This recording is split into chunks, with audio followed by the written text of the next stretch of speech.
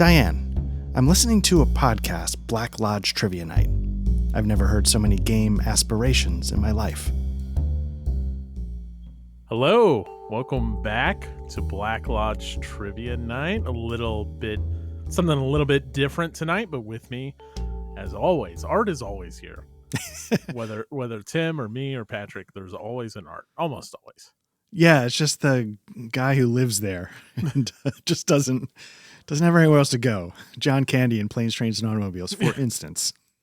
Funny enough, the only time you were absent is the last time we did this. We have a very special Bookhouse Boys episode. That's right. Which is our little... For you, it's a review. For me, it's first impressions, let's be honest. I mean, you've spent more time with the solo. I've only done like the first stab at the adventure, playing solo on my own. If you want to hear Art's adventures in the solo of Dragonbane, you can go check that out. I'm sure we'll have links to the show notes, so you can just click around. You'll find it. But before we talk about Dragonbane, we have business. That's right. Do you have it or do you want me to go? No, of course not. Okay. So, all right. So I've got it's a quick hit question, but I do want to say, and maybe I'll do some timestamp kind of stuff in the YouTubes. This is a huge spoiler for the season of Twin Peaks: The Return. So, oh shit. Okay. Just want to put that out there. I'm just going to pause for a minute. I'll put timestamps so you can jump ahead of it. Huge spoiler in this trivia question. Laura Palmer dies? I know, right? And she's a dude. No. So here's the question. Are you ready? Yeah. Okay. So the main antagonist for Twin Peaks: The Return is, of course, Evil Cooper. His doppelganger, whatever you want to call him. Who kills Evil Cooper?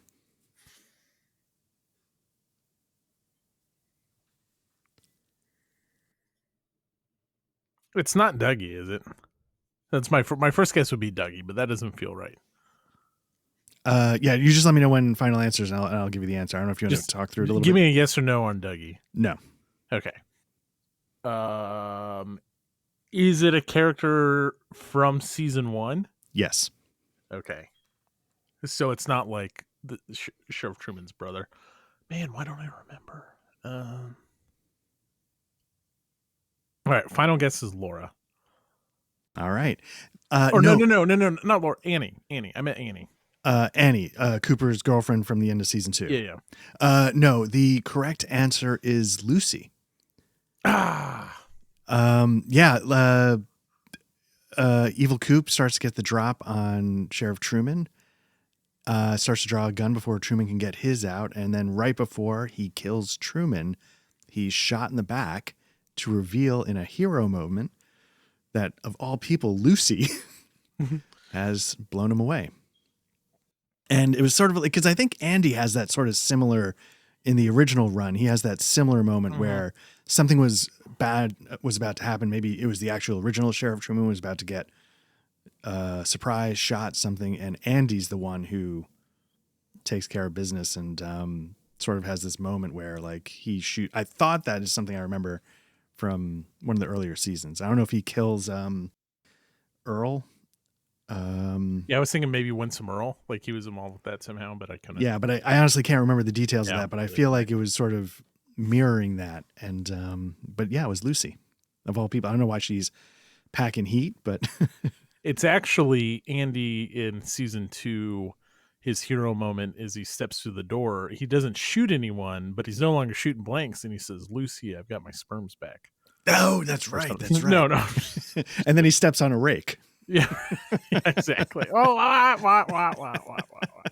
And then he duck walks around for 35 seconds. And so you can feel like the next 3 minutes with me moaning and groaning that I need to rewatch The Return. But well, yeah, imagine what that sounds like. I was going to say, like, I was like, I started to do one thing for the trivia question. I'm like, let me just check something else. And then I ended up watching like the whole episode on. Oh, did you really? Yeah. And then it made me realize I need to go back, and it's on Paramount Plus. Professional plug. Yeah, there you go. That's tonight's trivia question. Lucy. And yeah, that's the answer. Nice. Love it. Well, you know what else I love? I love Dragonbane. And if you're familiar with the Bookhouse Boys episode, yeah. So Art spent a lot of time with it. I did a little solo play as well. I don't think either of us have done a group play of Dragonbane yet, correct? but we've at least spent some time with the book, and we've spent some time playing it. I've spent build a couple characters, um, just to like see what the base character creation was in the magic class and all of that stuff. But I'm getting too far ahead of myself. Why don't we start, maybe, unless you had a place you wanted to start, with what Dragonbane even is? Yeah, I think that's a great place. I will say, just fair warning, this is going to be like Yeah. I've got a bit of the vapors. I think we're both on the same page with really liking Dragonbane. So I have some complaints, but yes, it's really good. But yes. So I mean, I feel like, just to lay the groundwork, Dragonbane has a long history in Scandinavia. It's one of their most enduring fantasy role-playing game systems. It started as a D100, probably as an adaptation of basic role-playing, BRP, from Chaosium. At some point, and I don't know when this happened, it was sort of given a rewrite into a D20 system. If I had to just totally guess, I would say maybe it was around like the D&D 3rd edition OGL, maybe when all that kind of kicked in.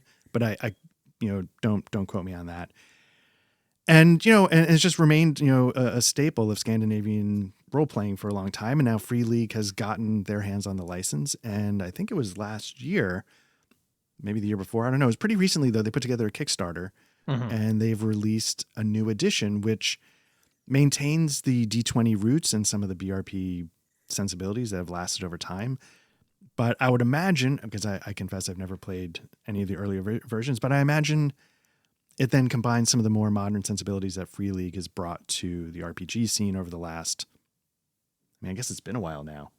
I don't know when Mutant Year Zero came out, but yeah, I mean, it's 10 years? Tales, I don't know how long they've been going, but... Is it a 2013 Emmy Award winner or something like that? Something I feel like there's something pops out at me like that. Yeah, the time has flown, and I keep thinking they're like a new kid on the block, but I don't think they really are anymore in that sense. No, they probably don't need to do Kickstarters anymore either. Maybe and not. in their defense, they don't always do a Kickstarter.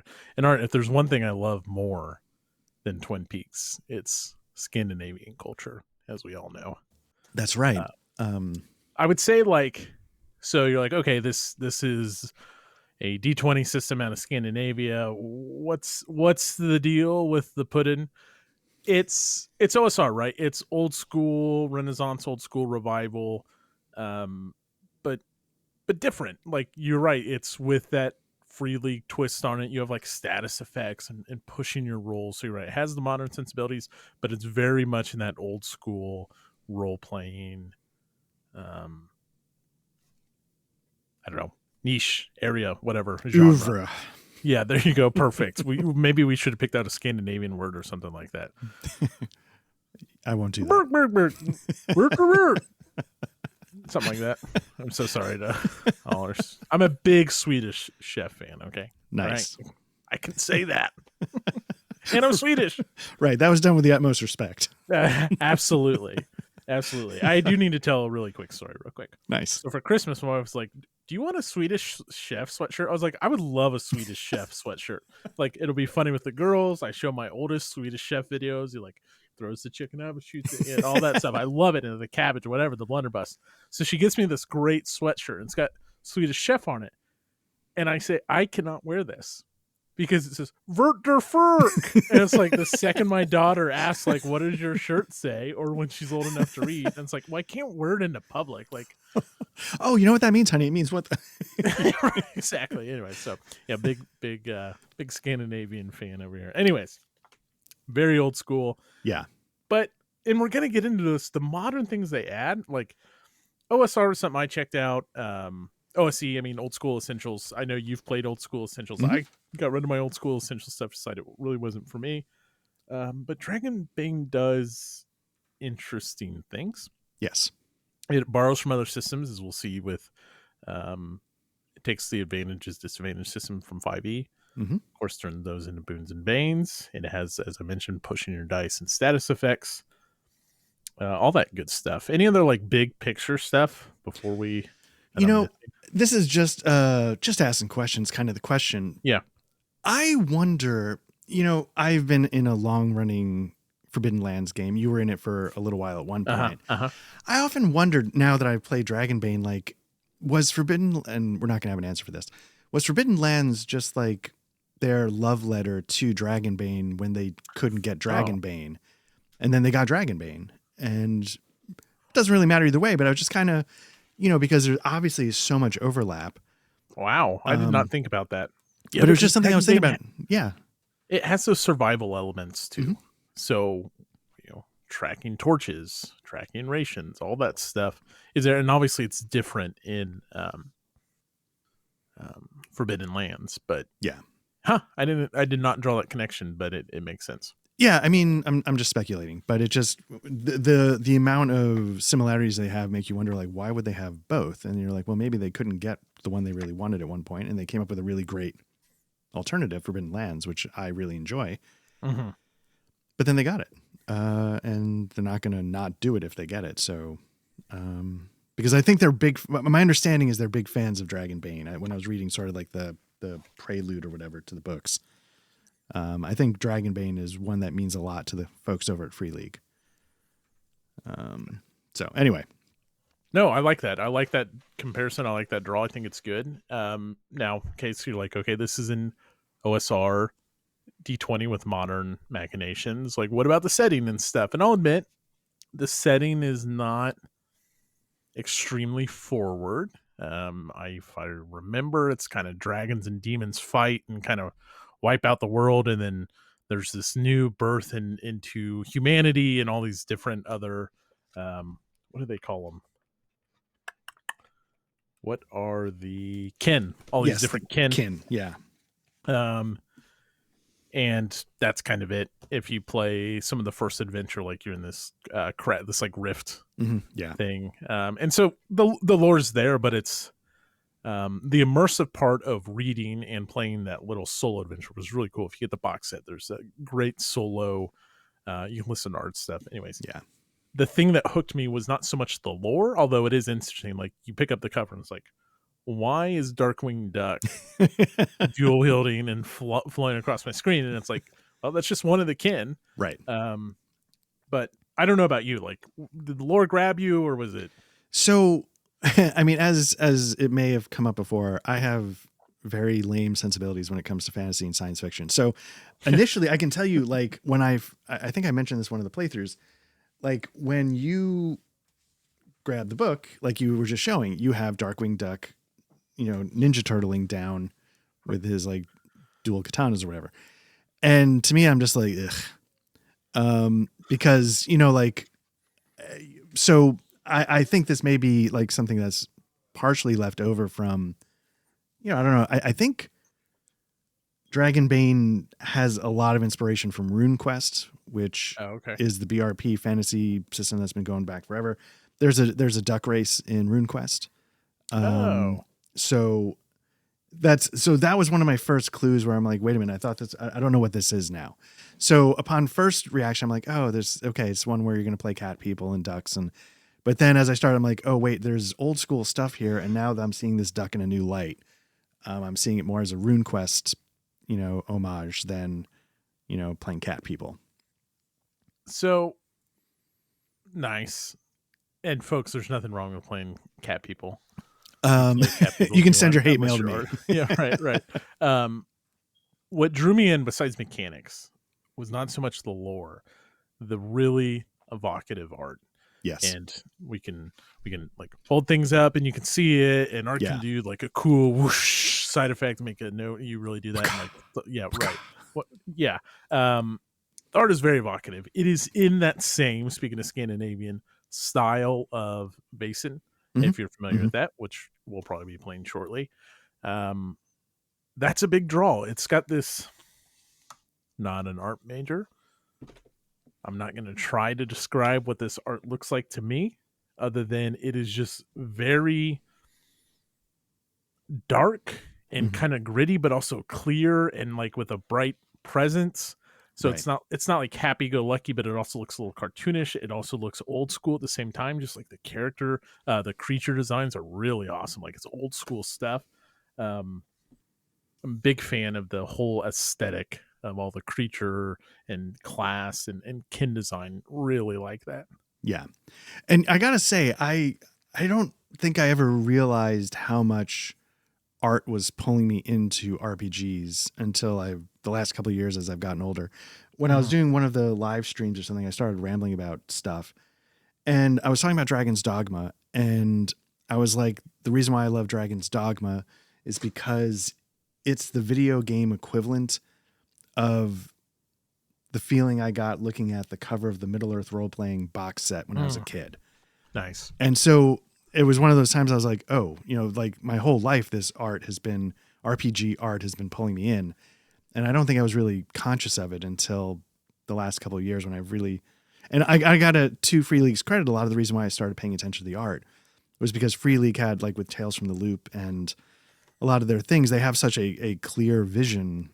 And I started to realize that other companies were starting to, maybe they weren't starting to mimic it, but it was just, I was realizing there was a style that seemed like M Space, has a very particular style. Mm-hmm. I was starting to realize like people were really going out of the way to make their art like evocative, not just representative, which I think you could argue might be like the 5e stuff. I think, people don't look at those covers as like great RPG art in my mind. I think not always. Sometimes there's some really cool ones. That's right? true. Like there's exceptions, but the benefit of Dragonbane and shout out to there's lots of illustrators, I'm sure, but Johan Egerkrans is the lead illustrator for Dragonbane. And what it does, cover art isn't enough alone to make a good RPG. We're going to talk about mechanics and why we like this so much. But it allows me to, if the lore is shallow, but the art is this evocative piece, it allows me to put myself in the mindset of the Dragonbane world without like a huge lore dive. And so here, I'm not trying to be like philosophical or anything about it. It's just like, it allows me to play in this world to be like, these are the kinds of things I'm going to see. Whether I completely understand the dragons versus demons war from 4,000 years ago doesn't really matter. I just know that there's this cool shit running around, and I can picture what the bad guys look like. When you're talking about going into a cave and you're on the bridge with the bat, right? Yeah. Like I can picture the Dragonbane bat, and it doesn't look like Zubat from Pokemon, right? So I mean, it definitely serves a purpose. It's just super well done. As with, I will say they've since released some hardcover books. The starter box was a nice touch. It had some really cool like standees. I like all that stuff. But if you're used to like Free League's overproduction, we'll get to my first complaint is paperback adventure and core rulebook. And now, of course, you can order a hardcover core rulebook, but it's like Free League. We know it. We know what you can do. We know you produce beautiful, gorgeous hardcovers like this. Yeah, there you go. Art's already got that. I do plan on getting the hardcover beast. You son of a bitch. Yeah, I think you almost. Well, we can get into that. But yes, so yeah, when you open the box, and again, like you were describing, like the Forbidden Lands box set, the books inside, at least I don't know, like these beautiful leather bound covers. Although I will say the Twilight 2000 has a really cool like ammo kind of tin box set, but I think the books might be right. Yeah. Right. So this might not be. It might be a little bit of a trend of where they're going. But like I feel like the ones I don't know. I've got the One Ring up there, but I don't know what's inside that, to be honest with you. Anyway. Okay, so old school game. Yeah. Modern touches, great art. Yes. Lore is what it is. The meat and potatoes of the game. What's it like to play this game? Let's start with, you already mentioned it's D20. Yes. So it's D20, and you will roll under or equal to your skill. So you want a high skill stat in this game. Yep. And if you're trying to hit something, if you're using a strength weapon, you're going to roll against your strength and you're going to roll under it. And the advantage disadvantage system is represented by boons and banes. So if you have boons, you'll roll an extra dice to take the lowest. If you have banes, you'll roll an extra dice to take the highest. And you'll critically succeed on a 1, which is represented by a dragon. And then you'll critically fail on a 20, which is a demon. Yes. If you get the box set and have the green shiny clicky clackies. Yeah. Yeah. I mean, that's a good summary. And, a lot of it at times, I think moment to moment can feel a little bit like, a Dungeons and Dragons type game. Oh, sure. Yeah. But I think once you start to really get into it, uh, I guess a lot of it comes with like combat, leveling up. There, you start to see that there's a lot of differences, and for me, the differences, I didn't know what to expect going into Dragonbane Hmm. until I started reading it, and I started because I just assumed it was a D20 system, but it helped me to understand that D20 system doesn't. They're not all alike, right? Just Right. because it uses that polyhedron doesn't mean it carries everything that goes along with what you expect from Dungeons and Dragons. Yeah, and I think it does a lot of the trapping of Dungeons and Dragons sometimes is just like the repetitive nature of combat. And without skipping over some of the like character creation stuff and your characters, since you already mentioned combat, I agree that combat is a highlight here. Not only as the player character, but whether you're playing solo or this will obviously work really well as a co-op game, or you're just running it with a group. The design of enemies and their tactics tables is brilliant. Now, I think that forces them to keep building upon the bestiary, which they've already done. Going to get to one of my complaints here. The game as a whole, it felt so good, but it also felt a little bit shallow. Like I wanted more creatures. I wanted more weapons. I wanted more heroic traits. It needs more to really flesh it out. Now, you probably weren't, I don't know, you were playing RPGs before me. This is probably way more than you got when you first started playing Dungeons and Dragons second edition or whatever. I have no idea, but it always felt like it needed more. But the stuff that there's brilliant. So in combat, creatures don't roll to hit. They have a tactics table they roll on in 1 to 6, and they're not supposed to repeat the same action. Like sometimes it just makes sense for the same thing to attack you the same way. You can just ignore that rule. But it gives such narrative flavor and kind of you're the GM. You don't have to randomize their tactics. If you see something that makes sense, you just do it. But the the narrative to the creatures then with having their own individual tactics table was so cool.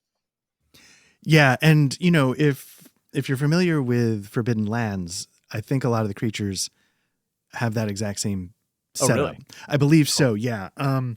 Again, that's part of why I was like, wait a minute, is this Forbidden Lands? Is there a connection? And I don't know if that's how it was in the original Dragonbane or if that's one of Free League's sort of modern sensibilities that they bring to the table. But I agree that that's awesome, and I also wonder if that holds back the volume that they can give you, or if it holds back the ability of somebody to homebrew. Because as you were saying, like those tables, like they technically don't miss, right? So whatever Right. happens on those tables, kind of, I feel like you have to get it right on some level because it's like it's guaranteed. So it can't be Right. just like hits for 46 damage guaranteed. Like you sort of have to massage it, I think, in a way to make it work mechanically without just either obliterating your players, not having any impact. I feel like it's a real potential like sweet spot of design to come up with those tables to make them interesting, viable, maybe deadly but not too deadly. I don't know what the balance is. Well, I think you're right because you have to be careful balancing this game because you're not at level 5. You don't get a new spell, Right. right? And we can talk about magic and how it's worked. It's got a not that unique magic system, but it's kind of cool. I created a magician just like go through it, but I never got a chance to play with it. Um, you will unlock heroic traits or heroic feats when you basically anytime you crit or critical fail or succeed, you do the whole Call of Cthulhu, check it at the end of the adventure to see if you advance in that skill. When you get at 18, you get more traits or feats, and those give you cool abilities. So it's not like you're like, ooh, all of a sudden I'm level 10 and I've got deluxe lay on hands, and that means I can go face down the lich. Like the game is like you're fragile because you're not avoiding the attack. There's no hit. Like when you attack a creature, you not only do you have to hit, but they might have armor and it'll soak it. So when they swing on you, either you're using your actions to parry or dodge, amazing mechanic by the way, or your armor's soaking it. And so there's not a lot. There's some things that enhance that, but my point is you're not going to feel like when you go face the big bad, I think that's going to feel different than like if you're like level 15 in Pathfinder, because it just doesn't have the robust character development. Right. So maybe I don't know. Should we talk about characters a little bit Yeah, first? absolutely. Yeah. So if, again, it's, this might not be a fair shortcut. If you've played Forbidden Lands, you sort of have an idea of what the character creation is. You know, you pick your kin, you pick your class, you pick, I love the classes, by the way.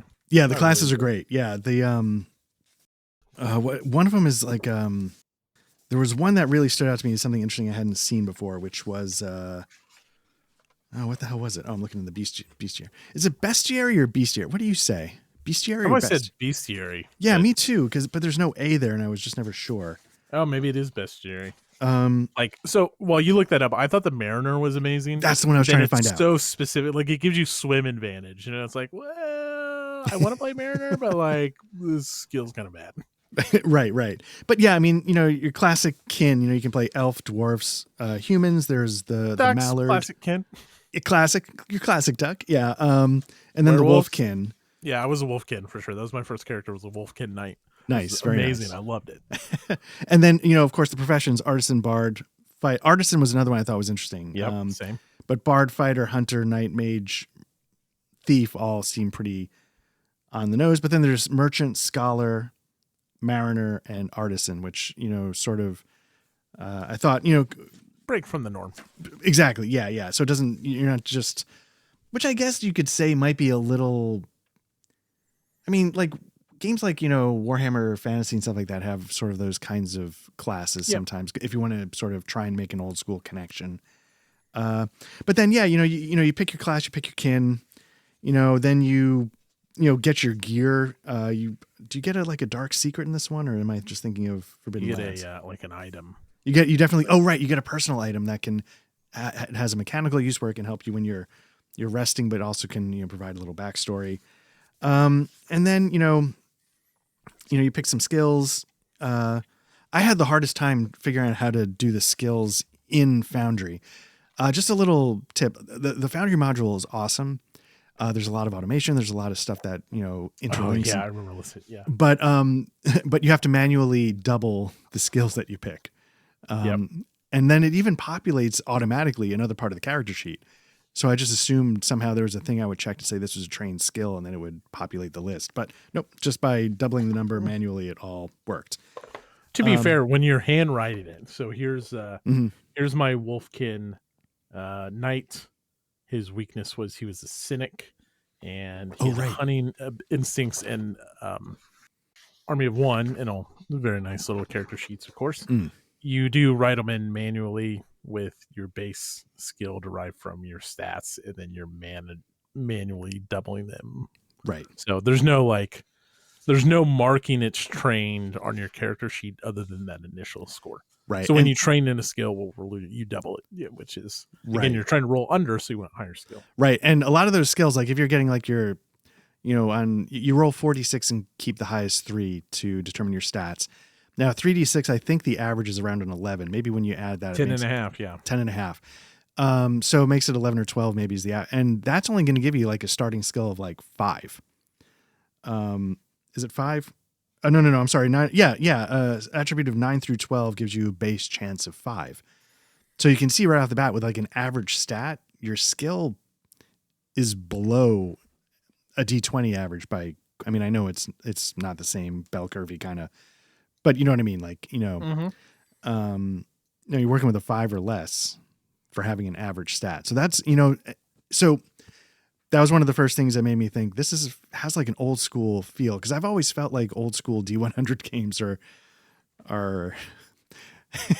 it feels like they don't want you to succeed a lot early on. You know, whenever I play Call of Cthulhu, it's not like I have a string of like 45 successes in a row. I feel like I fail way more often than I succeed. Call of Cthulhu is different, but even when I've played like Mithras or a few of the other older school stuff, I feel like I fail a lot more than I succeed by a margin, which could be just in my head.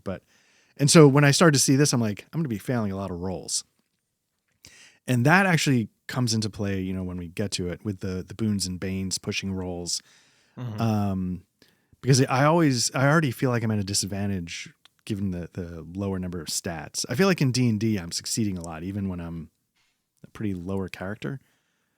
In Pathfinder, you certainly, I feel like, I mean, Last session aside. Yeah, right, exactly. Think exactly what I was going to say. Especially as you get higher, because a +1 to your roll is so impactful in Pathfinder. I mean, that's like a +2 is, you know, like insane, you know. But you're right. But we're here. We might as well talk about it, right? So Right. let's just say you can push rolls to take adverse consequences. There's only 6 things that you can suffer from. Basically one thing affecting each of your key stats. So exhausted, effect tied to your strength, sickly, dazed, angry, scared, disheartened. And so you can push a roll to take on one of those statuses, but you have to come up with the narrative reason why you're sickly after pushing a constitution roll. Maybe you're testing poison or something, like, and like you succeed after you push it, but like you're going to be like blowing out your guts for the next month, you know, after drinking some poison or something like that. So you got to come up with that reason. And then of course, if you have all the statuses, then God help you. Yeah, right, exactly.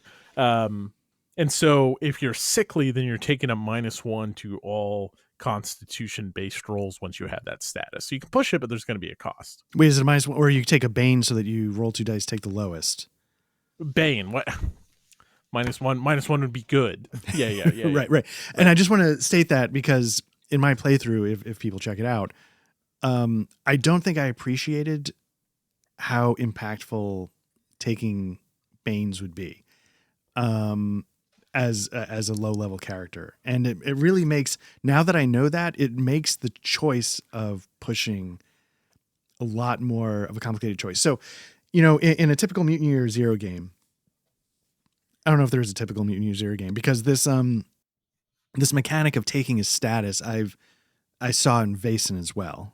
It's in Vaesen. It's in Tales from the Loop. It's in Okay. Alien.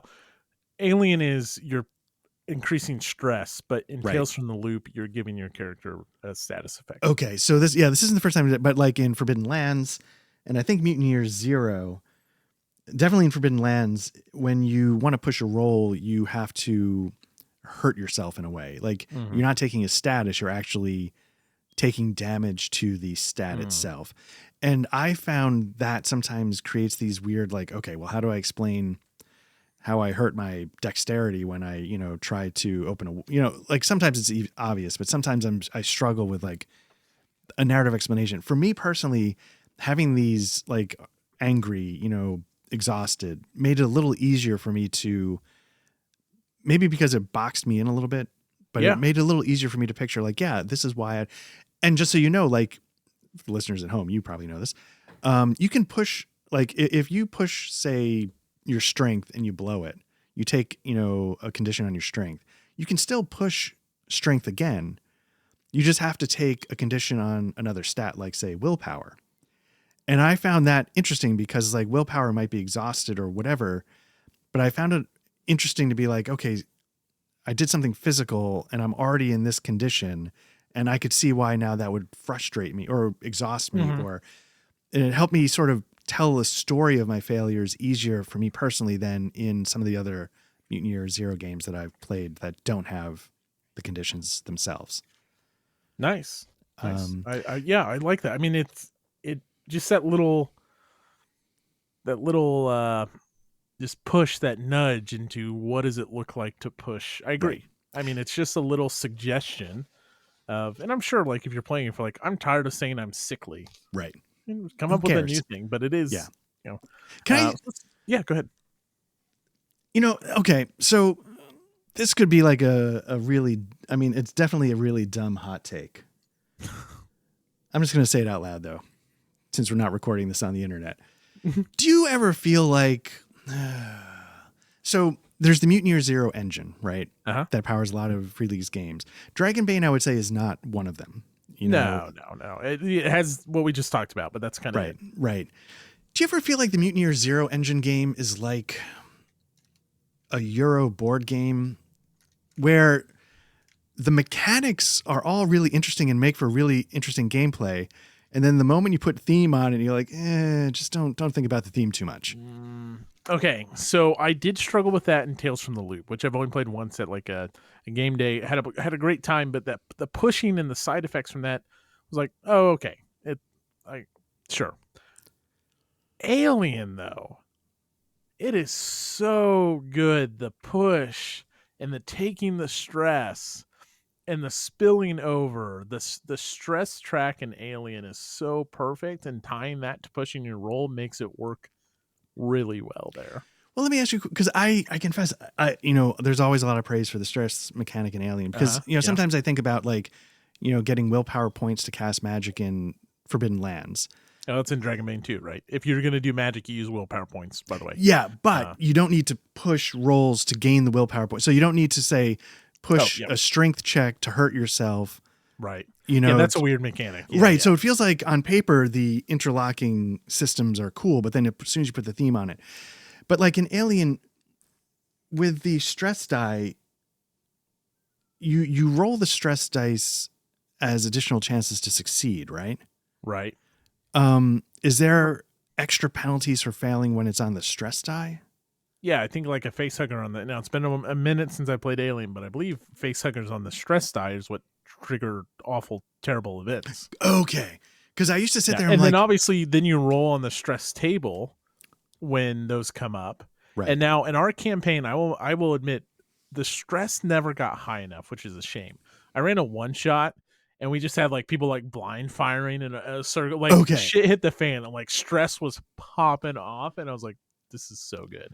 And I should have stressed you guys out more when we had the big Alien campaign, but that's a digression. So I will say that might be why I sit there and be like, why am I getting more stress than having more chances to succeed? It's because we didn't get to the stress levels where it's just a clown car show and everything's on fire. And yeah, you're pushing your fire roll, but you're also just spinning in 360 circles, like with two guns sticking out, like in Boondock scenes. There was a firefight. But yeah, so sometimes I don't know, maybe that's a stupid take, but sometimes I feel like the systems interlock in interesting ways, but when you have to narratively explain it in situ, as assholes would say, it gets tricky. I sit there why going, are you hurting yourself to get willpower in Forbidden Lands? That's a weird one. I didn't play enough of Forbidden Lands to like grok that, but here, like Boons and Banes is a mechanic that is easy to narratively. So you want the Banes, right? You need the Banes to really succeed. So then you want to tactically. What the Banes force you to do in Dragonbane is to come up with tactical solutions to get Banes. Oh, I'm using a torch. So that's maybe that gives me, like a benefit on a. Sorry, you flip that. You're trying to get tactical reasons to get boons. Boons are good. Okay, good. Okay. Yeah, sorry. I am. Yeah. Like maybe that's going to boost your spot hidden, right? And like, oh, I'm using a torch. It's a bright area, whatever. Let me get a boon for this. And so like, not only does it narratively make sense, but also I think it forces like good tactics. And I think in this game, you probably want to be liberal with your boons and banes. Yeah. Like I think it's crafted to be using those a lot. Yes. And there's even like in a mechanic, like, you sort of net out. You have 3 boons and 2 banes, well then you have 1 boon net, and that's what definitely. Right. So I feel like you're correct. Yeah. It's meant to have them get thrown around. Yeah. It's not supposed to be like, oh, you have this. And maybe it is, and maybe, I don't know, you tell me, but like in Dungeons and Dragons, it doesn't, or D&D 5e, I don't know why I said the full name, so proper. In Dr. Dungeons and Dragons, like I don't feel I'm getting advantages and disadvantages a ton. Like I have one D&D game going on, and I'd never awarded them a ton either, unless like the players did something cool. Right. And we're explicitly like, oh, we're flanking this guy on purpose. It's like, okay, we'll take an advantage. And that's an optional rule anyways. But here I was, especially after I listened to you, I was like, man, yeah, that's like, I want to do it here. I want to do it. I want boons and banes here. What do you think? Yeah, I was about to ask. I don't have a ton of experience playing 5e.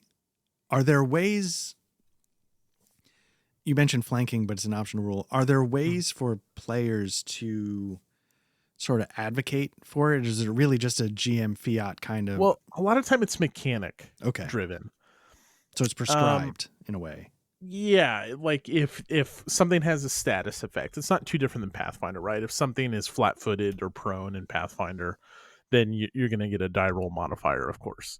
And so sometimes that's where it comes up a lot in Dungeons and Dragons. It's less like, obviously you should have a boon there in Dragonbane, and that's not so. That's more mechanic tactical driven. Right. Not a huge D&D 5e player. It's never felt it. I shouldn't say never. It is rarely felt as like a narrative reasoning, unless it's like, oh, you're doing something really cool.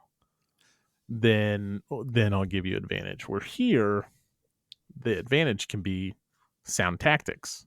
Right. Something like that. That's how it feels to me, at least. And I'll just say up front, like, I have run some 5e. Maybe in 5e, it's meant to be narrative as well. I confess, when I was running 5e, the advantage disadvantage was something that usually fell out of the front of my mind when that's how I feel. Where here it feels like it's a lot more intentional because it's such a forward mechanic for the player to choose to take a Bane. And the player is constantly thinking, do I want to take this Bane now? Do I want to do? And I think that keeps it in sort of the front of the conversation, and would probably help me as a GM realize, yeah, this is a thing. As I smash my mic, this is a thing we need to keep 10 times an episode. That we need to keep in mind, because it's important, especially to help offset, because the players are going to be motivated. I need to re-roll. And like you were saying, now I got to come up with something narratively, tactically to offset it. To offset it. I mean, you're going to be the chances on rolling a 4 or less on 2d20 and you're taking the worst result. Yeah, is math, right? It was already a 20% chance. Yeah, and now it's less than 20% chance. Patrick's going to do the math in post. Yeah, sure. Okay. Couple of social scientists here. Exactly. We have people to do the math. But yeah, anyway. Yeah, so having the boons and banes, I don't know what I was going to go with that. Just basically, I like that fundamental mechanic of Dragonbane. I mean, that we're in this whole pool of like, why do we play this game? Why do we like this game? I think because of the narrative choices it makes you make. And so, while we're talking about mechanics, if you're okay with it, I want to jump back to combat. And just real quick, you shuffle up a deck, and then you put everyone in order, and you actually shuffle up the deck and reorder everyone for initiative every combat round. Yes. You have your card in front of you. You get one action. You can move, and you take one action, and that action can be a reaction. It can be a action, whatever. And now you might get a trait that gives you 2 actions. It might be something that, some enemies have higher ferocity. They're able to do more things, all that stuff. But you are deciding every turn. Sometimes you're deciding where you're at in the turn order, but you know where you're at. Something's attacking you. You get one action. Are you going to use your parry or dodge to try to not take the damage? Because again, the enemy is going to hit you. But the tactical decision of that one card in combat is so agonizing, because you don't want to take the damage, because let's see, Stilgar started with 14 hit points, right? So it's not a ton. Now I did armor him up. He had 5 armor, which was pretty sweet. But that of course gave me banes on sneaking and everything. Evading. So everything's like offset. But anyways, you either save the card for your turn to attack, or you parry or evade, but that's going to use your card up. Right. And you have to make that decision before you know if it hits, right? Before damage. Before damage. That's what it is. Okay. Well, because it's always going to hit, right? I mean, it's going to. That's true. Depending on, Because I know in Forbidden Lands, I think you have to decide if you're going to parry or dodge before they attack. Huh. So you have to decide even earlier in Forbidden Lands. Here I think it's before you do damage. So I will say this: a lot of the Mutineer Zero Engine games, initiative is like draw a deck of cards. 1, 2, 3, 4, 5, 6, 7, 8, 9, 10. The lower goes first. For me personally, for as much as there's like old school inspirations in this game, and given how important, as I hit my mic again, how important initiative is because of what you're just saying, this economy Yep. of action that you have to puzzle out. I wish this borrowed something that one of my favorite initiative systems is Mithras. Mithras is a similar thing where you roll a 1d10 instead of drawing a card from 1 to 10, but you add to it like an initiative number that's generated by averaging out your intelligence and your dexterity. I love it. Yeah. So, and I've said this probably to you somewhere in the past. I love that smart characters can think their way through it. Yeah. Almost no game I know of rewards being smart as part of fighting in that regard. And so I wish Let me tell you about Pathfinder Second Edition. Oh, and, go on. Recall now, like True, recall now. That's true. That's true. Yeah. Sorry, keep going. But yeah, so to build smarts or dexterity, so you don't have to be, so like a mage can be smart enough to get the upper hand. Or anyway, the point is that I wish there was something to this economy that's so important in Dragonbane that wasn't just pure chance. And it's pure chance every combat round. So here's one of my other nitpicks with the game is every combat round you're setting the initiative, which maybe, would be like far more interesting is just like if you parry, like maybe there was actions that dictated like freeze the combat in place, but allow your actions because they're so limited to like a parry jumps you up in front or allows you to pick like you're getting the upper hand. Whereas here, like, okay, something's attacking you, you parry it, and then it's the next round. It's like, oh, shuffle it up, random. There's no player mitigation to initiative, which is too bad. I understand this, the simplicity, the ease, perfect. But I agree 100%. I mean, I would almost once I play it with a group instead of just myself. Hey, it's 2024. Playing with yourself. Hey, it's fine. We all got through COVID somehow. Thanks, Sean Tompkins. Actually, I don't get that one. That's the designer of the Solo Rules and Ironforged and Starforged. Right. Yeah, sorry. Yeah, I totally blanked on his. Sorry, I apologize because I love his games. He did the solo stuff for here as well. Yeah, he helped out with it. It's really good. It's really good. Really good. Yeah. So to be fair, I will say I'm not familiar with all of the heroic abilities, and I'm sure some of those heroic abilities might allow swapping, changing, picking order. So, but I do wish right off the bat there was some. It wasn't pure chance. Like you could have great stats but still draw 10 and you're screwed, right? So it's not like you're guaranteed. But I do wish, like, if you're really good at fighting, you would have the in-game presence to, like, okay, I'm going to position. Okay, it wasn't perfect, but I position myself a little better or something. Right. Now, just like I said, once I play with a group, I can see house ruling that, changing it somehow. Mm-hmm. As the GM, if your players get the drop on a creature, and that's in there to a certain extent, right? Like if you get the drop, you pick the turn order. Yes. On that first round. But then you're back into chance almost all the time, right? I think so, yeah. And like you're describing, there might be reasons why you want to go last. Oh yeah, for sure. So maybe that's the house rule, is that your skills, instead of in Mithras you take a D10 and add your stat.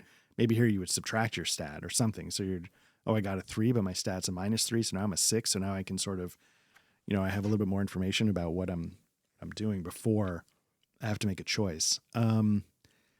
Anyway, but otherwise, like beyond that, once you establish initiative, I think a lot of interesting things start to happen.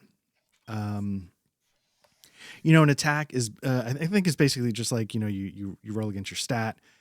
Your weapon skill in that stat. So if you're using a hammer, that's going to be based off your strength skill, and then you're rolling under your hammers. Yes. Yeah. And then based on your strength or your agility, you have a damage bonus. Yep.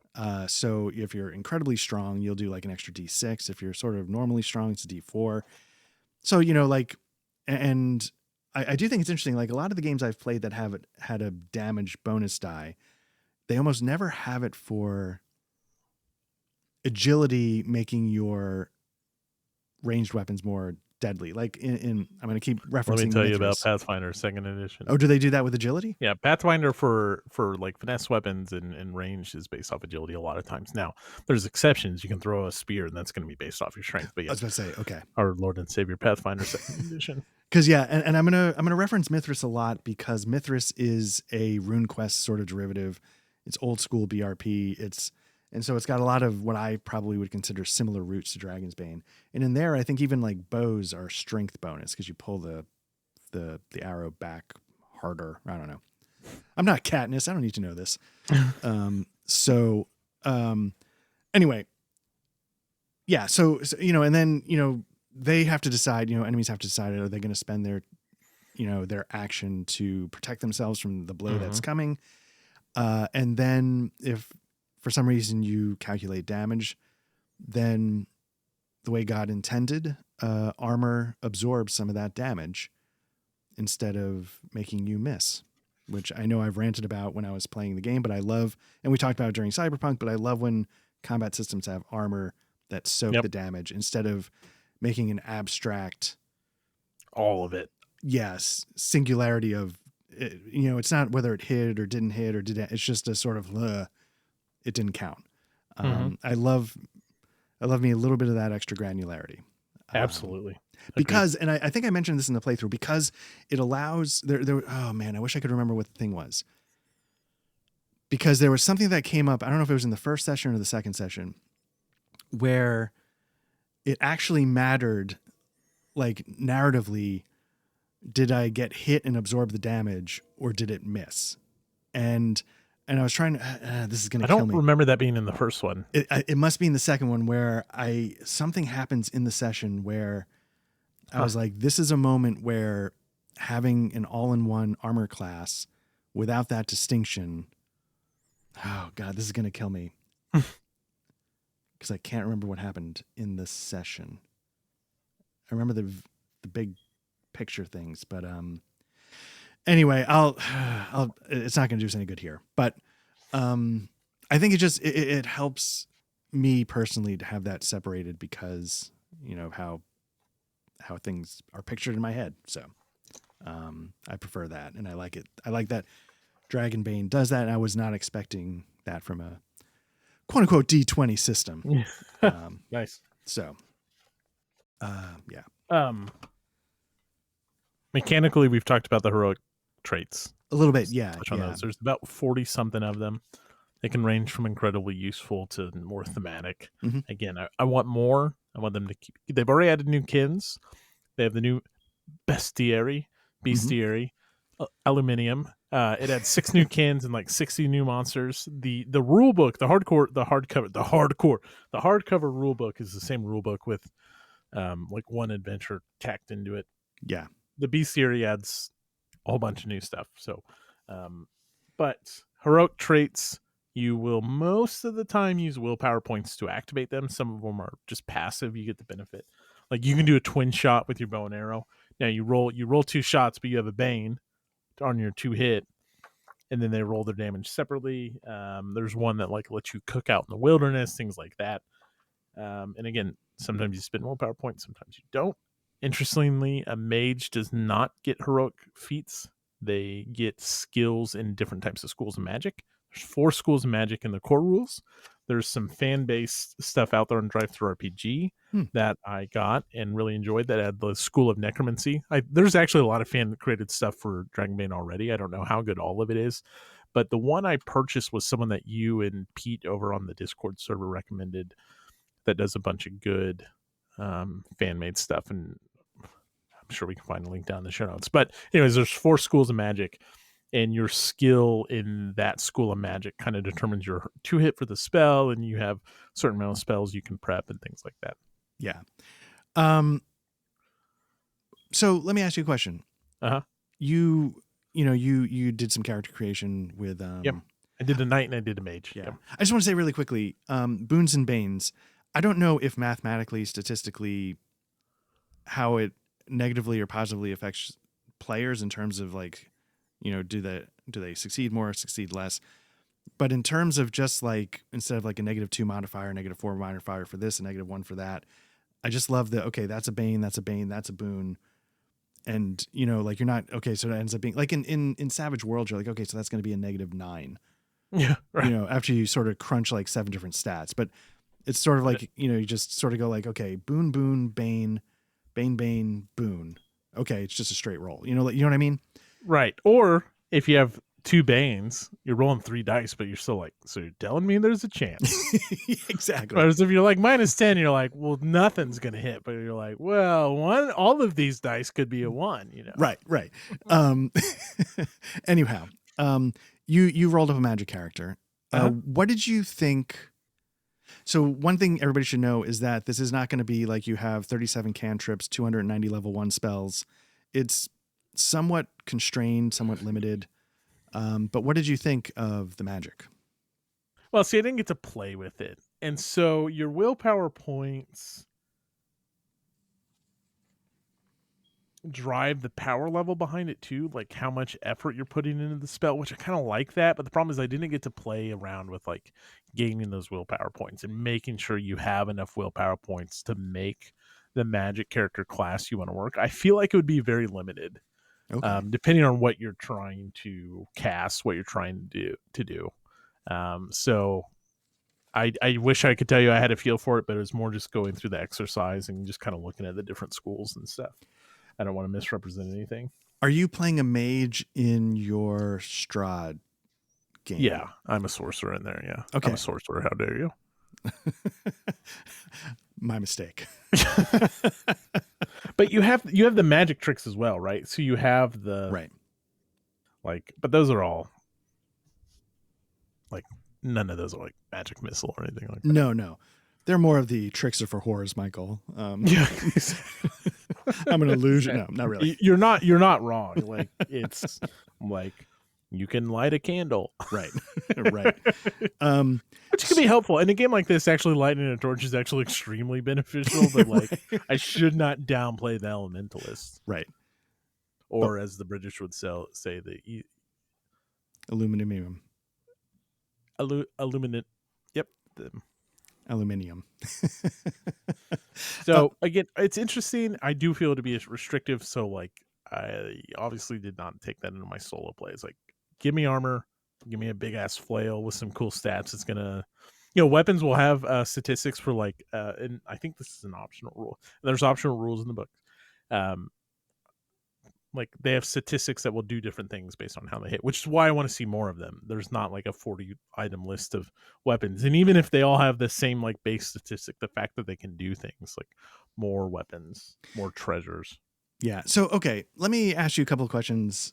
Yeah. I agree. Because, like, you know, when I was homebrewing things like Savage Worlds, you know, when it's under the hood, you realize, oh, these are all just 1d6 with a different coat of paint. But I feel like for the player, the coat of paint is what matters. You don't care about the 1d6. Like, you want it to be a halberd or a glaive or, you know. As long as it has some, like I get it. You're right. Well, what's the difference between a hatchet and a sword if they both just roll for 1d6? Right. Well, you give them traits like maybe it's a rapier and it's got piercing damage instead of just being slashing damage. All of that stuff matters, and having the diversity to make your character be what it's going to be. Like a flail needs to feel like a flail, not just another 1d8, Yeah. whatever the flail is. So let me ask you a couple of quick questions about the magic system. Okay. Now, neither I'll of do us my have best. played a mage. I don't recall. I think I played a thief class in my solo. I can't remember. D&D, you sort of memorize spells and you sort of prepare them ahead of time, except for the sorcerer, which can, it just has a certain number of change slots. willy-nilly when you rest. Yeah. So maybe the sorcerer is more akin to spending willpower, so to speak. Well, you have prepared spells here too. Oh, that's right. You do. You're right. I'm sorry. Yeah. Right. But I was going to say, I like the idea, I think, of spending willpower to cast the spell, which I know in D&D you can cast the spell, or if you prepare it as a second level for a first level spell, it has, there's all these things you can do to augment the.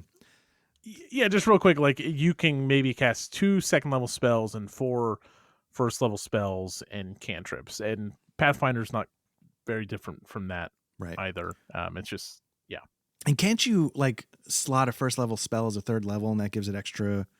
Yep, you can. Yeah, you can kind of boost it up in both games as well. Yeah. Okay. So in my head, and this is again without playing it, but I feel like attributing willpower points is accomplishing some of the same general concepts. But for me personally, I feel like it'd be easier to track, like, okay, I can spend 1 willpower point to do this, but if I spend 3 willpower points to do this, I didn't ahead of time slot that first level spell as a third level. I didn't think that far ahead, but it gives you a little bit of freedom while still accomplishing the same thing. And then what I really liked, and I don't know if there's an equivalent of this in. Well, real quick, just so no one like jumps down our throats. If I prepare a first level spell, see, this is sorcerer only. If you're a sorcerer and you have 4 first level spell slots, any of those can be boosted to the third level once you can cast third level spells. You also have your third level spells. Now, you're right. There's more flexibility here. You have what you have prepped. And I do need to go back. Magic tricks do cost 1 willpower to cast. Oh, interesting. So, which I don't think I realized. So 1 willpower to cast a magic trick, 2 willpower to cast a spell you have prepared at level 1, 4 at level 2, and 6 at level 3. If you're going to level 3, you're dumping all your willpower on it to ramp that baby up. Right. And one of the things I really liked, and I don't know if there's an equivalent to this in other games, is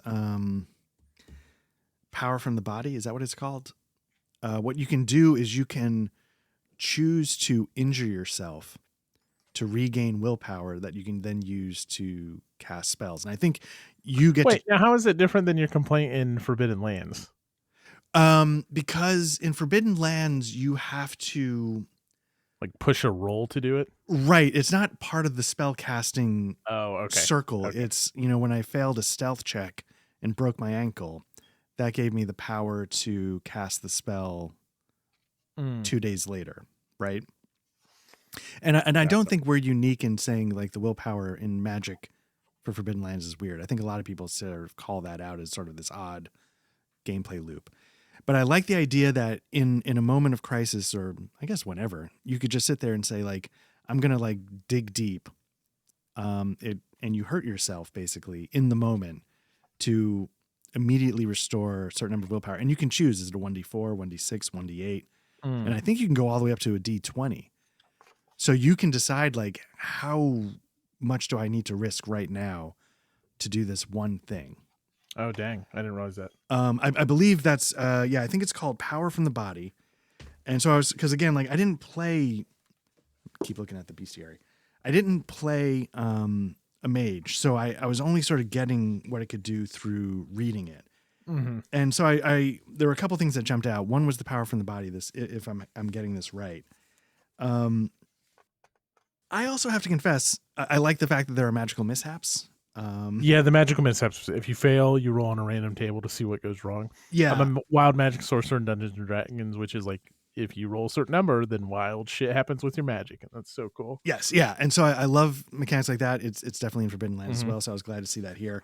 Power from the Body, it's good now. Yeah. I'm going to say something that might be a little bit of a dumb hot take as somebody who does not play tons of magic classes. Okay. I like the idea that there's not 150 trillion spells. Yeah, it's very restricted. But I didn't feel that. And here's the other thing. I don't disagree with you. Where I want more of everything else,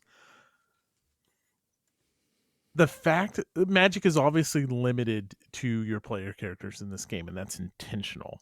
Whereas, like a weapon, your armory that you can buy from doesn't need to be limited. But limiting spells, I'm cool with it.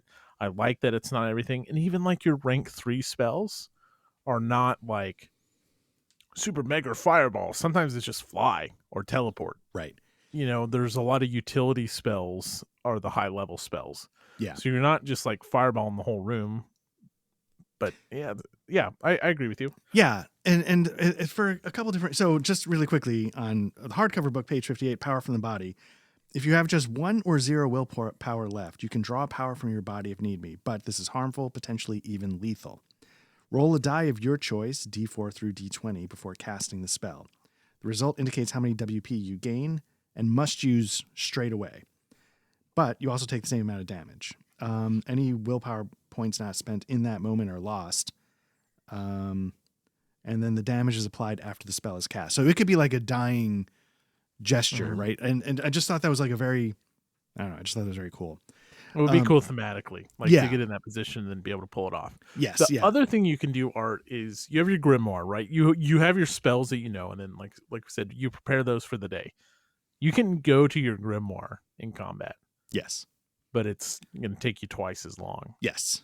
And so you're going to be taking multiple rounds to like do magic. But again, magic, one, you have to hit still. Right. And then two, again, it's not super powered, like Super Saiyan shit going on. Right.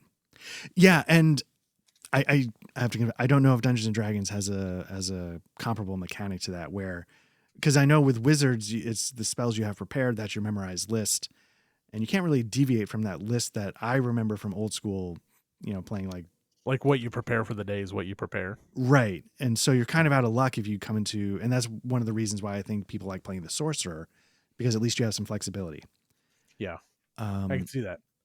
Where but it's like, oh shit, we need to heal right away. All right, I'll do this. It's going to take me one action to do this, which means it's going to take me 2 rounds. And then I just love like, oh, it requires a gesture, and because the act of casting magic in Pathfinder is one of those things that when you come over from D&D, it's not something you really like think about.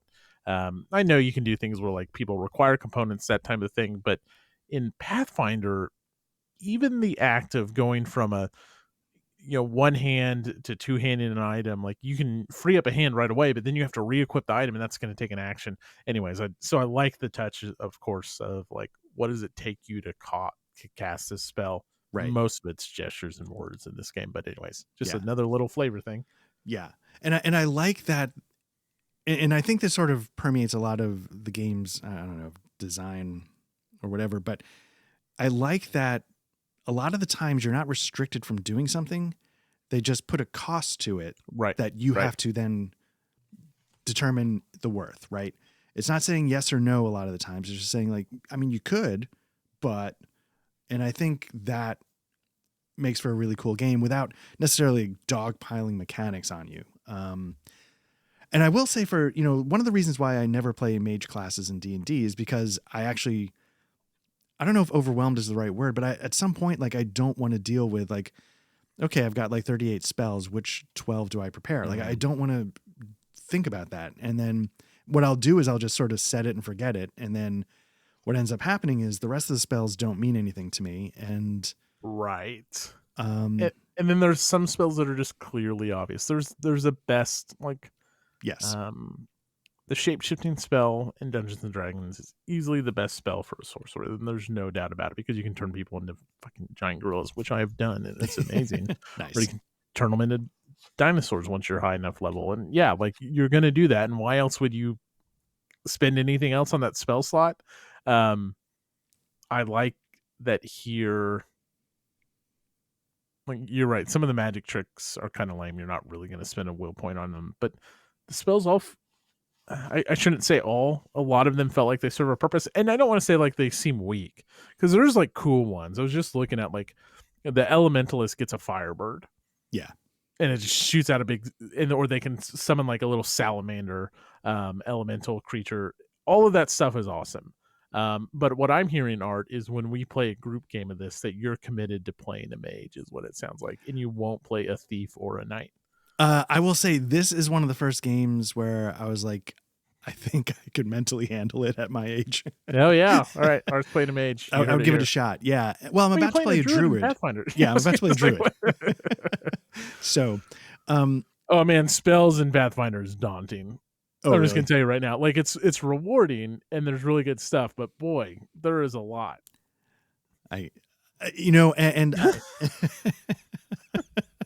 It'll probably break me. You're locked in. There's no. But I am locked in, so there's no getting around it. The other, so I will say another thing, and this is going to sort of combine like the list of magic spells that are available to you. If I can sort of talk about how you sort of level up in this game. Yeah, of course. Because for me, there's sort of a connection to them. So the way you level up in this game is in like a typical Free League fashion. They ask you a series of questions. Did you participate in the session? Did you blah, blah, blah? And for each one of those, you say yes to. you get to do like an advancement check for one skill. Also, you can do an advancement check, I think, if you fumble it or if you critically succeed, right? Yes. So anytime you critically succeed or critically fail, you sort of put a little check mark next to that skill. And then at the end of the session, you look at those skills that you've checked, and then you see how many XP you've earned for the session, and you total that up. So say it's like 6. So then you pick 6 skills, or the ones that are checked, and you see if they go up. Now, the way they do that is in your very typical old school BRP Call of Cthulhu fashion, where you roll a skill test and you want to fail. So if your skill is a 5, normally to succeed, you want to roll a 5 or less, but now you want to roll a 6 or more, because if you fail, then that skill goes up by 1, right? By 1. Mm-hmm. So if you failed that skill check, your skill of 5 would then increase to a skill of 6. Mm-hmm. And so what that ends up doing is sort of this logical thing that I really like about these games is that the worse you are at a skill, the easier it is to improve. Right. But the closer you get to mastery, there's not that much room to go up. And as you mentioned earlier, once you get a skill to 18, that's the cap. And so once you get a skill to 18, instead of maybe getting that skill to 19, you can't do that. You get to choose another heroic ability. And every time you max out a skill, you get one more heroic ability. So you combine that with, so you're not gaining levels. You're not like you were saying, now I've got 10th level oomph. Combine that with the magic spell list, which is sort of reserved. And what I think Dragonbane really does, and it was something you were saying earlier where you're always fragile, is I think it escapes the power curve problems that I think a lot of people have with D&D. Like everybody says the best D&D is like level 5 to 12 or something, you know? Yeah, yeah. And I think because this game, A, doesn't have levels, but B, it gives you meaningful improvements, or it keeps the magic system, you know,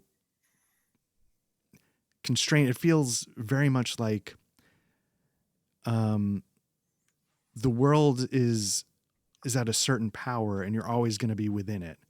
And so you don't suddenly have to fight, you know, demon god testicles because you've already killed all the kobolds, you know, like, yeah. I don't know if that's actually true in practice. Like if you've played a Dragonbane campaign for 4 years, is it just like, okay, now I got to go smash Cthulhu because everybody else is dead. But it feels like it might solve some of those power issues that happen in other fantasy games. Well, here's the deal, right? So let's talk about Stilgar. If you're playing for 4 years, yeah, maybe you have that power curve, but you're not like, there's nothing broken to curve into other than all your checks are gonna pass 90% of the time. You can take banes, you know, you can. Well, you're gonna fail on a 19 or a 20 if you really get them all up there, but that would require. When I made my character, I don't think there would be any deviation from this unless you had a really busted roll. I was fortunate enough on my night to get 15 strength. Oh, nice. Which set the base at 6. Okay. So my train skills were 12. Right. Which means unless I went training in game and found someone to train me in the skill I'm trying to advance, which is what you can do that I would need 6 sessions alone to get my hammer skill up to 18. Right. And I would have to fail each of those rolls. Right. So it's not like, I mean, I guess it's there if you're playing weekly for 4 years. Yeah, statistically, your curve of success is going to go up. Right. The more you increase your stats. But again, you're not then advancing into something broken. Now, the downside here, the trade-off of this is then character progression is a little shallow. Mm-hmm. You do get better. You feel it mechanically, but you're not unlocking like, oh, I wanted to be this ranger, and now all of a sudden I have this awesome pet, you know? Right. And not only that, you can have experience points that don't mean anything. Like if you pass your, so like at the end of my second session, which is, you know, going to go up by the time this goes up, I get to the end. I'm like, yeah, let's do the character advancement. And I think of like my 4 or 5 rolls, only one of them advanced. In Forbidden, or was it Mithras, or was it Savage Worlds, that even if you succeed that roll, you still get a point? It's Mithras.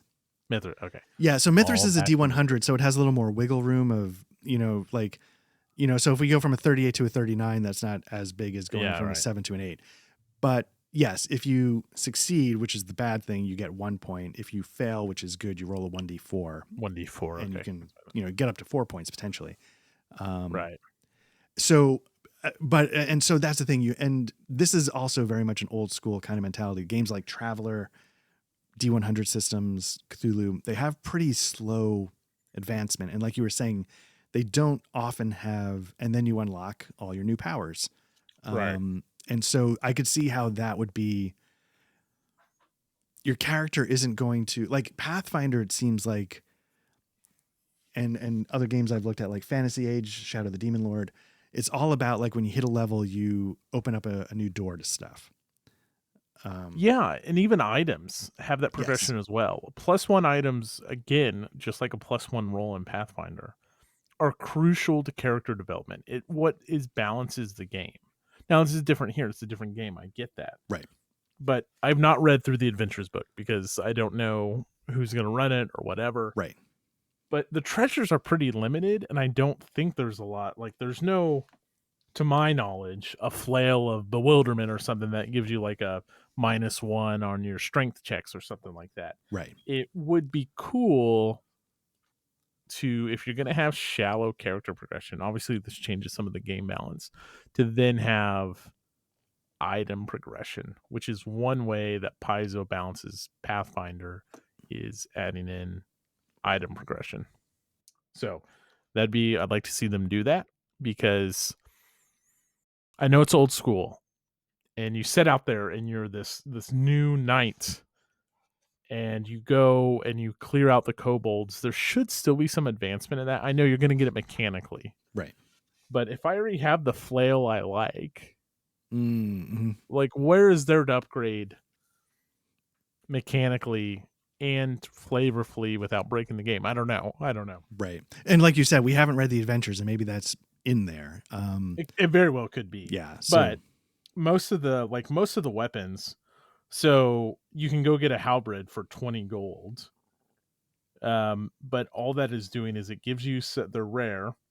They have toppling, piercing, slashing, and long, so you can hit them from a range, and they deal 2d8 damage. Now my flail did 2d8. It costs 16 gold. So it's like I'm already there. Like I'm already at the in-game and item progression almost. right. Now, something Stupid. something you just brought up that we didn't mention during combat is it's an optional rule, and there's a lot of things we may have discussed tonight that have an option. You should just use them because it's not that complicated. But Yeah. there's the special actions in combat, and you just described your halberd's able to topple. Yeah, I briefly mentioned that some of them have those traits, but yeah, of course, yeah. So one of the things, again, I've mentioned Mithras. Mithras, its advantage and disadvantage in combat is that it has like a laundry list of special actions. Love it. That are, and I think Pathfinder, is similar. But what I really like about Pathfinder, and one of the things I found so interesting, was that the special actions weren't just limited to like your weapon can trip and stuff. It was like recalling knowledge, or they sort of even role playing sessions. Like when you're in a scene and you're just not on an adventure, there's a menu of actions of you're in a crowd. Like anyways, Anyway, the stunt system for the age, everything. But I was really glad to see a little bit of that in Dragonbane. It's just enough where I think it would give you a few different options on your attacks, so you're not just I swing sword, but without being overwhelming. Yeah, so that's an interesting thing that I didn't think about. One, I agree 100%. That's why I like those traits, is you have these special things that you can do. Whereas, and now they only have a table of 6. It's not like every creature has like 100 different attacks you can do. But when you have a shallower, old school game, then you do have the Dungeons and Dragons trapping of, all right, I swing. All right, I'll cast this cantrip because I know this isn't the main fight, so I'm not going to burn a spell on it. So here we go, Chilling Touch yet again. Does it hit? Nope. Okay. There's only so many ways you can describe how a Chilling Touch does or doesn't have an effect. Right. And so Dragonbane needs those optional rules to enhance I like if I'm failing an attack or I'm hitting on an attack, I like telling what my character does. Hmm. And sometimes I can't help it as a GM. I'll be like, "Oh, and your attack does this because you missed whatever." And that's just do Right. the player, but I'm all horned up, so it's hard to rein that in. So yeah, I think that's almost mandatory just for more interesting gameplay. Yeah. But Yeah. Um, so I have some sort of questions if we're starting. I didn't know if there's something specific that you wanted to discuss that we haven't. no, I think we've hit on most of like the I mean, it's first off, we have not said it before we get to your questions. Mhm. Just big picture, I love the game. I loved my solo session. I mean, it's a solo RPG. That's something we've talked about how I normally would not do that.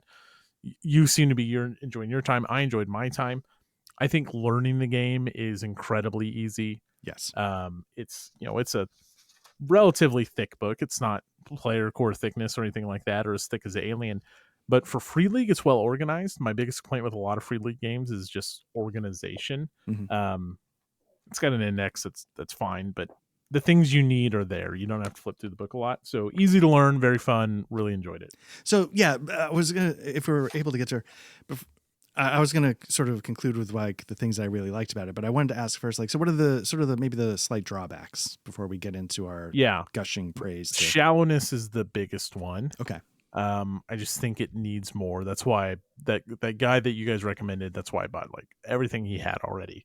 Yeah. More treasures, the treasure decks, which don't add a ton, but even the necromancy school of magic.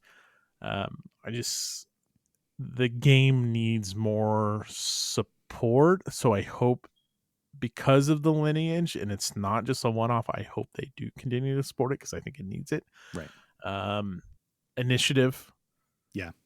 Just giving more agency mitigation, whatever you want to call it, where it's a little bit more in the hands of the player, I think would just be a little bit better. And yeah, just more for more storytelling, more character choices without overwhelming people. I think you can still have restrictive schools of magic, but right. So I what think, about you? I think I fall into the same boat, maybe for some similar and some different reasons. I wish there were more. And the reason why is because I feel like the core of this game feels really, I'm going to use one of those, it's really fun, like a word that doesn't mean anything. I feel like it's very elegant, right? Like it's not hard to grok the basics. It's not hard to run. It gives you a lot of choice that's already there, but I feel like they could, as you were just describing, give you more choice. Maybe a few more special actions without going crazy.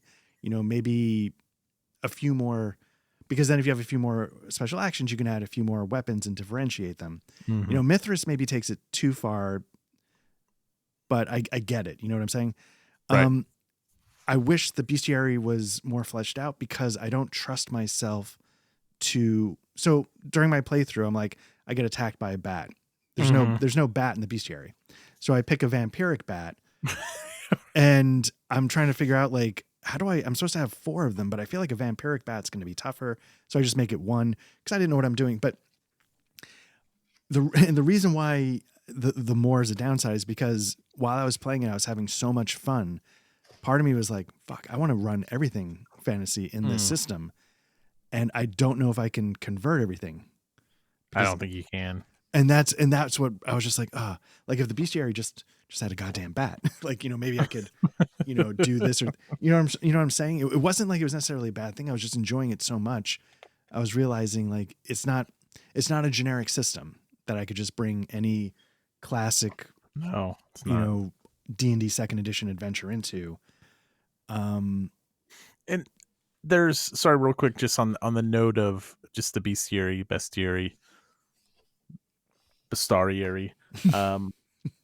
there's tables to assist you with some of this stuff, but there's not tables for like rapid minion generation. You are dependent on what the game provides you. I guess you're not. Like, let's just say, I guess if you're really in a pinch, you can just take like a skeleton, right? And be like, I'll use the stats of a skeleton and I'll just lie about the tactics it's using and do the same damage, whatever. You're taking some away of it. But the problem is like the flavor they add, I want to use it all. I want to explore it all. I want someone giving me shitty bat or shitty infested rats or something like that, Right. Because you're not going to go against a mana core out the gate. I'm just looking at the beasts here. Maybe Right. a harpy, but Mhm. anyways, But yeah, yeah. and it's one of those things where there's this aspect to it that I really, really like Mhm. that keeps me as an idiot from being able to port over, your classic Monster Manual kind of stuff. Now, Um, again, there's 60 new ones in the, that's true. and there's not a ton in the core book. There's just really not like a dozen. Yeah, you really need the bestiary. You can't. Yeah. Yeah, So we're up to like 70 maybe or something. I haven't still no looked into bat. it. Really? No Nope, basic not bat. no bat in Is the. there a rat? That's a good question. I don't believe there is. So again, how am I supposed to do the classic? Well, Go. I guess maybe that forces you out of the classic then, right? That's Like, true. okay, we then we don't we don't mess around with the rats. We're gonna get right to the harpies or Right. kobolds or something. We're not going to go clear the basement of the inn out. Right, right. Which literally your first thing in Pathfinder was fighting Right, but rats. that's the thing. Like, oh, could I run Otari in Dragonbane? And Oh no, no, no. right?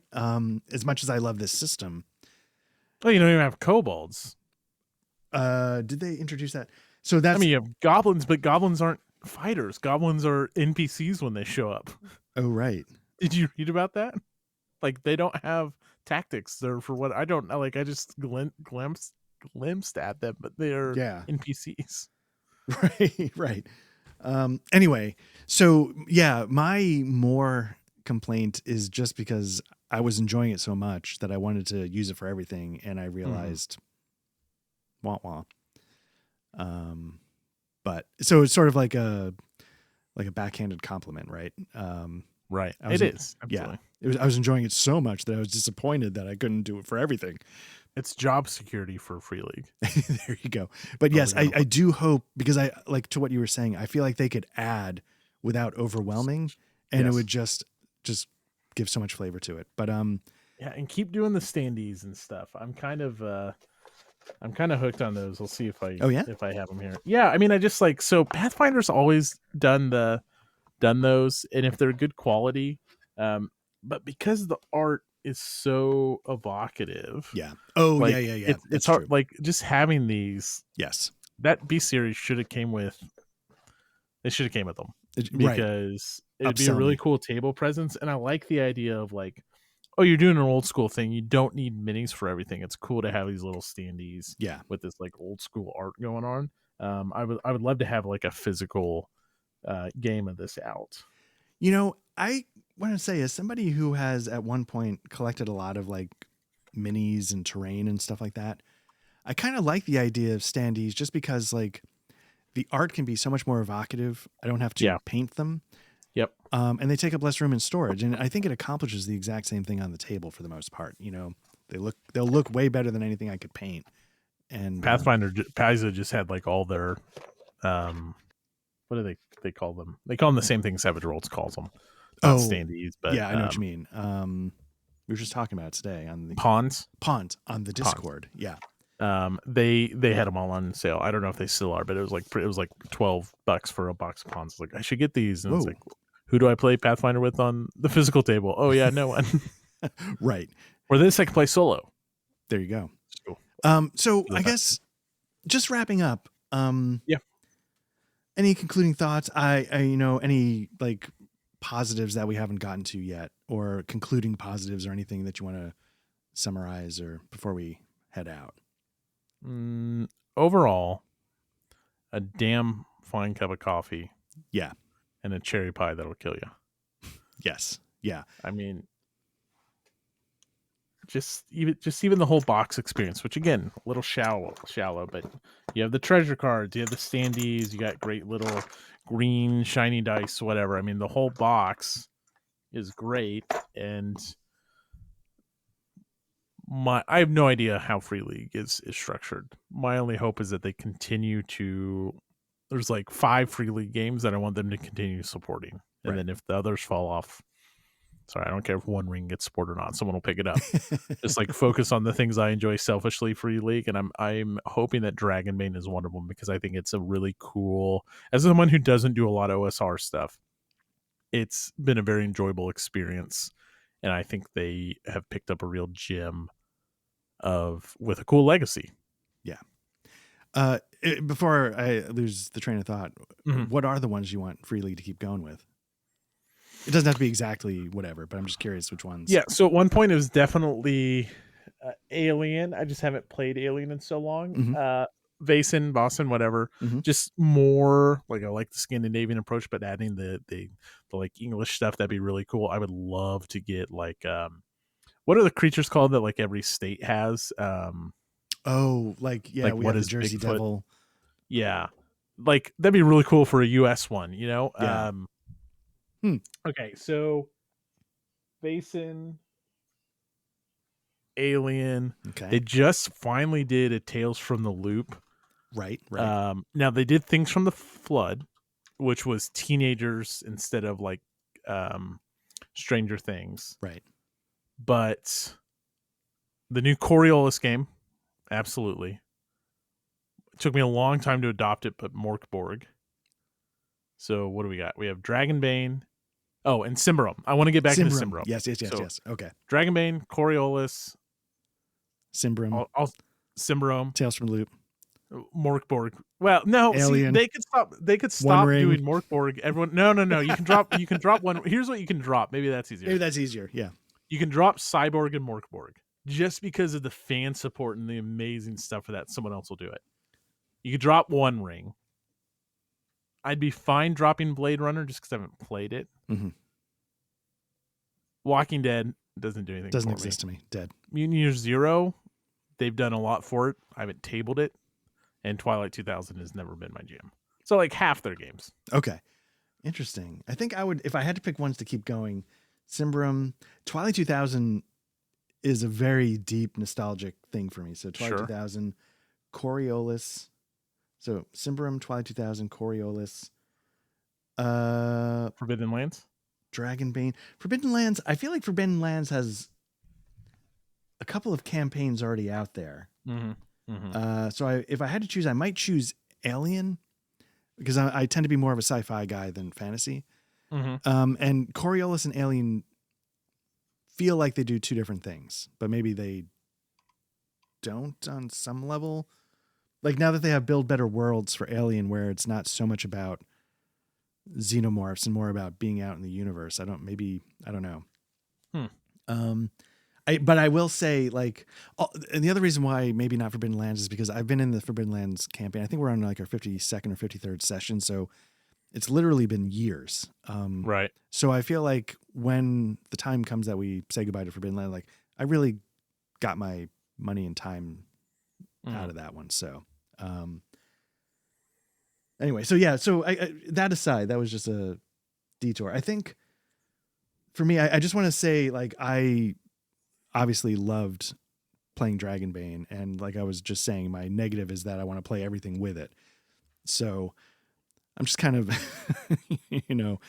just not pulling any punches there. Like I really liked it, and it was because I loved taking that old school vibe, updating it not just to a D20, but to like a free league, modern sensibility. I thought it worked really well. I had no issues learning the game. Not that I got everything right, but I didn't feel like I was constantly thumbing through two different books to figure out what I should be doing. Yep. Like you were saying, even if I don't know a lot about the world, I feel like I know what it feels to be in it because of the artwork. Right. Yeah, I can't recommend this enough. Even if you have a few fantasy systems on your shelf, I don't feel like I feel like this might fill a role that those won't, because assuming you don't have RuneQuest and the old school stuff. I agree 1000% because we had a conversation either on Discord or here about, do I need other fantasy RPGs if I have Pathfinder 2nd Edition, which is so right for me. And then I have Symbaroum, right? Like Symbaroum is this game I want to go back to, and it's this dark, gritty fantasy, and I think it'd be so cool to take some old school D&D stuff and move it over to Symbaroum.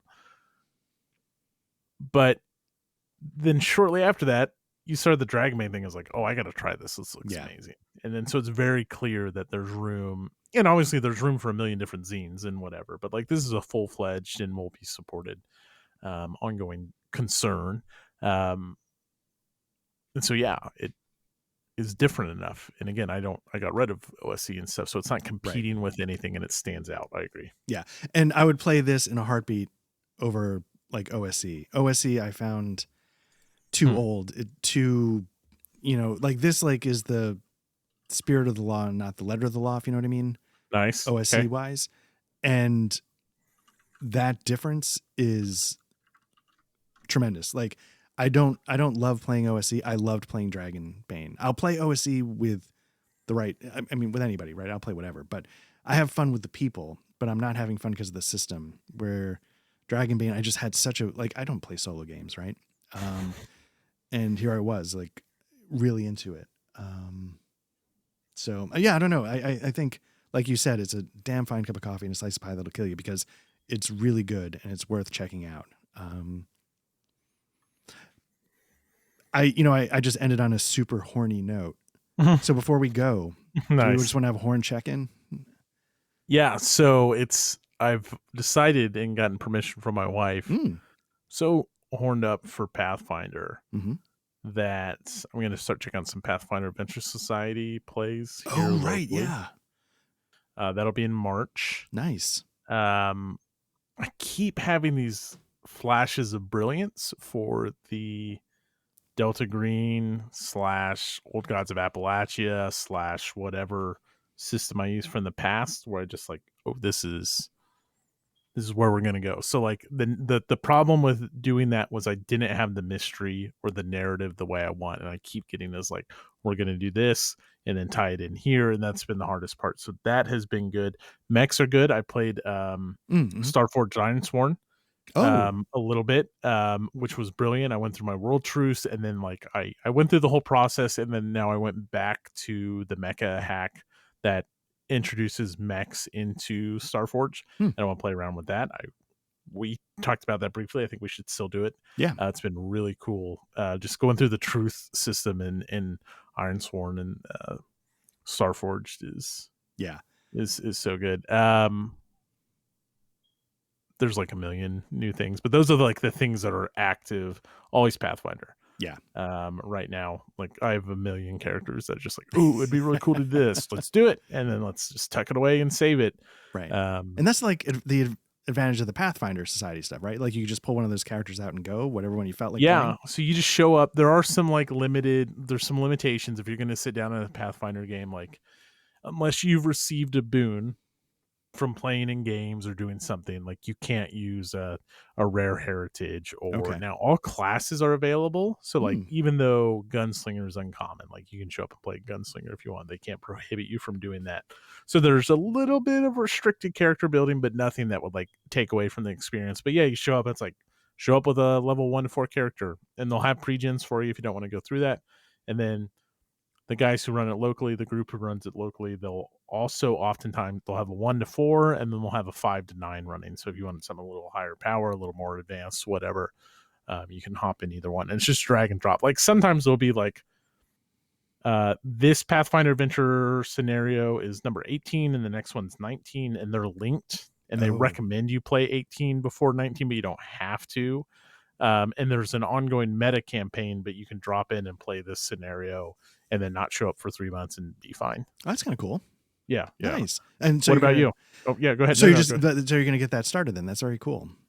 Yeah, well, I'm going to start going. Yeah. Yeah. There's already a group who does all the work. I'm not going to GM it. And then it just gives me more experience because my Pathfinder experience is with you guys. Right. And a little bit of Glass Cannon and another podcast I've been listening to recently. It's fine. It's not really worth mentioning, like seeking out just like more ideas and more what sessions look like outside of a dungeon crawl. Right. And so like I want to get that player experience to see how GMs handle it, because it's just different than D&D or what I'm used to. So yeah, I could see that. So yeah, for me, I mean, you already know some of this. For me, the horny is a journey of being not horny to horny. It's finding my groove. And as everybody may know, like the first thing that I was going to run that was a more involved thing is a Cold War spy game. I was like, oh, I'm going to run it in Gumshoe because that's designed for Cold War spy. And I just could not. I would read the rules and I'd read the rules and I couldn't get excited about it. And I've said this in other places, and it's not some wise and observation, but I always feel like the system is how the GM plays the game, right? Players have their characters, they have their skills. The GM tells the story, but the system for me is, at least for me, that's how I feel like I'm getting the fun out of the game. And I just couldn't get excited about Gumshoe, and so I mentioned it a number of times, but the first way I started prepping that spy game was in Mithras. I stepped away from it because that's not an investigation system. And I was finally just, screw this. And I went back to what I had prepped in Mithras. And I was like, there you are. You had me at hello. I'm back. There all along. Exactly. And then it picked me up and carried me out of the dangerous situation, Kevin Costner style, at the end of Bodyguard and Happily Ever After. So the horny has been rediscovering Mithras and getting excited finally to, like, I was super excited to run the setting of the Cold War spy game, but I just couldn't get the system that, and I shouldn't have broken up with you, Mithras. It was, I need you to take me back. And luckily Mithras said, let's give it another shot. So I'm happy to hear that. I know we've talked about this, like, I found Mithras fascinating. It's kind of the Cimarron problem, right? Like, it's its own thing and it's unfamiliar, and it has, like, Pathfinder is a lot to chew on. Like, right. It's so much more than just attack. You have 3 actions and you need to use them tactfully or you're going to get slaughtered. That can be daunting to players. And then so with Mithras, with those enhancements on your attacks, that whole menu of stuff is so fascinating to me. But I understand why some players, like, this is a very valid way to play games, is just like to show up and play and not dive in deep. And I feel like Cimarron, similar kind of deal, where it requires an adoption of something that's unfamiliar and different than anything else Free League is doing. Right. So I'm excited because I like those options. Like, ooh, what's going to happen when this attack goes through? Right. And I will just confess, right, the reason why I started initially saying, well, maybe Mithras isn't the right system, is because I don't expect this to be super combat heavy. And so I'm like, then are we losing? But then I realized as I was coming back to it, there's like, passions, there's the sanity system, there's all these other things that, it's very flexible. So I started to realize, I could sort of create a game that was very flexible, maybe not quite as gonzo as Savage Worlds, but still, flexible with a lot of different systems I could sort of piece together and see how it plays. So anyway, we'll see how it goes. I do have another game, unless you had other. No. Now this is new. This is when the Kickstarter happened, completely flew under my radar. One of my favorite games from the PS1 era, and games I played as a kid the most, was a game called Medieval. Mm-hmm. You're a skeleton knight, and you're fighting creepy crawlies, and it's very this dark humor. Right. It's amazing. And there's a game that recently came out, of course I had to buy it, called Unglorious. Have you heard of this? Did you see it at all? There was a Kickstarter. No. Okay. Unglorious. Let me look it up. So you're dead. You're playing a character that's dead. You have a rusted sword, much like in Medieval, the PS1 game. But like the whole tagline is like, good heavens, I've heard of some stupid deaths in my time, but this one takes the cake, which is just Medieval to a T. And so, like, I don't know how many times I've messaged you with like bullshit, like Soulsborne adjacent tabletop RPGs. Like, if you can somehow capture that magic and bottle it into a tabletop RPG, I'm there for it.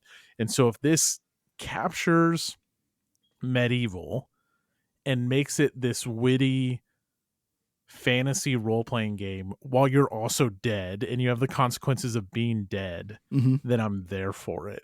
The art looks amazing. The presentation looks amazing. My only complaint is, like, if I get it locally, then I don't get the PDFs. I have to go buy them. Now, the PDFs are like $20. But